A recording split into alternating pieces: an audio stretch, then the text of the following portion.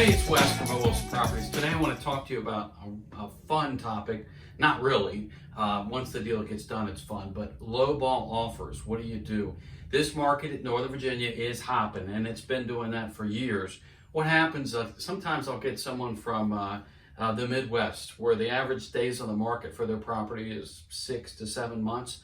Ours sometimes is 6 to 7 hours. So I've had some unfortunate cases where the buyer has offered $100,000 less. In fact, I had one deal where the house was listed for $1.5 million and the offer came in at $1.2 million. So you can imagine what the seller said. I can't even say it on video because it's not appropriate. Just some people are just not familiar with our market, and that's fine. Other people are just trying to throw a lowball number out there. I've always told my sellers, always counter. If you're not going to accept the offer, always counter the offer. Well, why? Because you're offended? You can't be offended. You got to take the emotion out of the negotiation. And keep in mind, you as the seller will eventually sign on the bottom line what you're willing to take.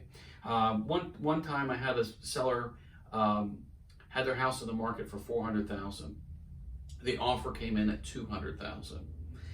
The seller was not happy. So what we did is we countered the offer, and I sent the counter over to the other agent. The other agent called me irate. Hey, I just got the facts. This is a few years ago. What's the matter with you guys? She said, there must be something wrong with my fax machine.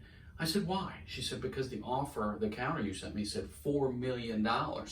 And I said, no, that's what we're countering. You offered $200,000, we're gonna counter at $4 million. She said, this is unprofessional, this is ridiculous. I said, wait, you need to understand something. We were gonna counter you back at $5 million. So we sent a point, hey, you're gonna come in with this low offer, $200,000 on a $400,000 list price. So we did that. We proved our point. We eventually got the deal done. But at the end of the day, the seller gets to decide what number they're gonna sell for. But that was it pushing it? Yes, but we got the point done, across, and we got the deal done. So keep that. You got to remove the emotion, and remember, it's a house. Yes, you have plenty of emotions and memories there. The buyer doesn't care. The buyer's going to compare your house and give a number with what they think the house is worth. But that can be tricky. Sometimes sellers think that their house is worth more than it actually is. So it's important to take feedback. So as a listing agent, you're getting a number of showings. Those first 30 days are very critical. If in today's market, if I have 10, 11, 12 showings and no offers, I need to look at the feedback, and I need my sellers to be open to that feedback. And under this marketplace with that many showings, you should get an offer. So it's important as an agent to communicate with the seller. Hey, maybe we're a little bit overpriced. Maybe we should paint that bedroom that we're getting feedback on that it's a hideous color.